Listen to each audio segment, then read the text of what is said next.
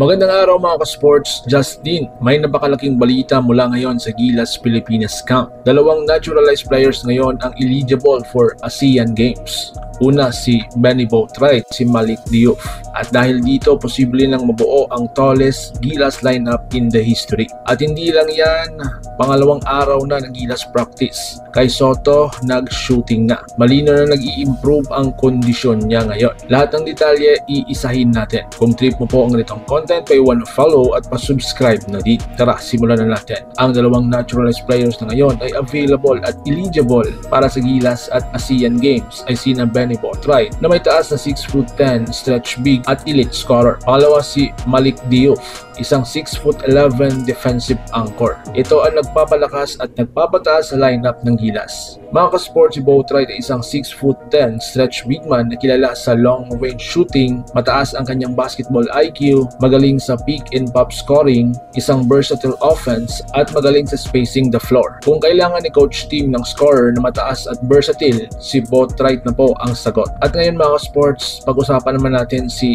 Malik Diouf na kung saan ay ibang klase din ang kanyang sandata. Si Malik Diouf ay may taas na 6'11" na napaka-legit rim protector, isang rebounding specialist, isang elite shot blocker, isang high motor at energy at sanay siya sa mga Filipino guards basketball. Mga ka-sports, si Malik Diouf ay napakabilis para sa laki niya. Kung depensa ang usapan, si Malik Diouf ang best naturalized defender na pwede ng Gilas ngayon. So ngayon mga ka-sports, tignan natin ang pinakamalakas at pinakamataas na posibleng lineup. Sa center si Kai Soto na may taas na 7'3", sa center si Malik Diouf na may 6'11", sa PF natin si Benny Boatwright na may taas na 6'10", sa ating SF si Brownlee or si mas kilala nating Justin Brownlee or JB na may taas na 6'7", at sa ating SF at wing side ay possible si Malonzo na may taas na 6'6". Ang backup natin sila AJ Idu na may taas na 6'11", Carl Tamayo 6'7", Kevin Kembao 6'6". Kaya mga ka-sports, ito ang pinaka-tower lineup ng Gilas ever. So good news, ayon sa latest coordination ng SBP, Boatwright ay eligible, si Diouf eligible, si Brownlee cleared, si Kai Soto isang homegrown player. Walang magiging problema sa tournament eligibility. Kaya dumako na naman tayo sa practice. Sa day 1, medyo limited pa si Kai dahil sa conditioning program niya. Pero ngayon sa day 2, ibang level na.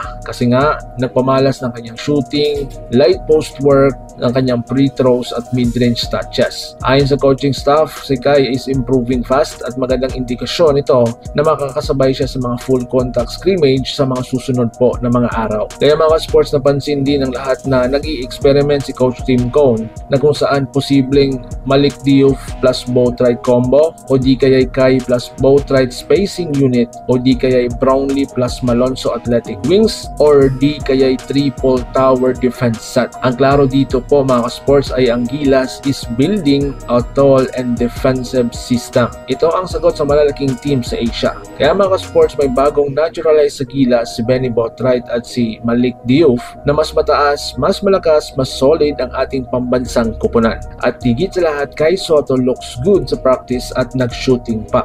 Aabangan natin ang kanilang day 3 updates para sa mas malinaw ang magiging final 12. Kaya maraming salamat mga sports, Laban Pilipinas Puso. At huwag kalimutan mag-like, subscribe at i-share na din ang ating munting channel para updated ka sa mga Gilas updates and news highlights. So paano? Ingat po kayo.